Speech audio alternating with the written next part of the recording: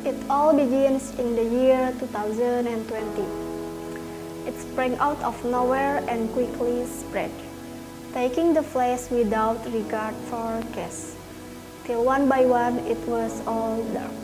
Hello everyone, I'm Askia Zahra, 17 years old, 12th grade of multimedia. I'm from SMK 2 LPPM RI Majalaya, so this is my story. For the first time, on March 2nd, 2020, the Indonesian government announced 2 cases of COVID patient. After that, our activities are restricted. Our actions are still restricted as well. Whether we recognize it or not, our routine have changed.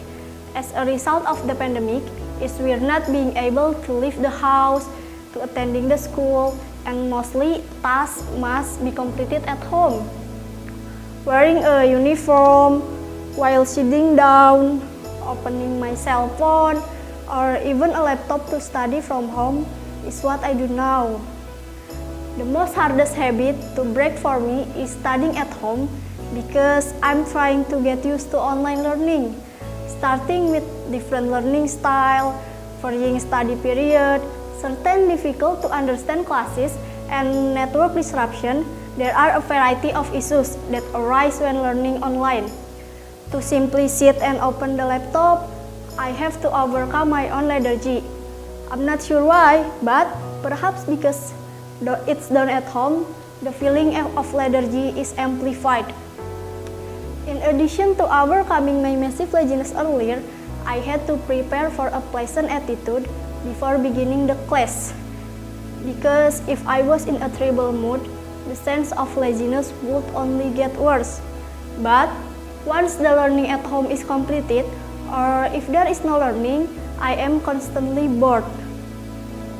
Playing game is boring, watching television is boring, and I attempt to complete all of my daily chores, such as sweeping, washing, cooking, and other household chores. Before the pandemic, I fantasized of getting out of the house, playing with friends, going out for a night, attending concerts, and other activities. But that was all in my head. What really happened was that I felt like I was being captive in my own home. Then I had a phone call with my friend. My friend said, "Hello Kia, how do you adjust yourself with online learning?"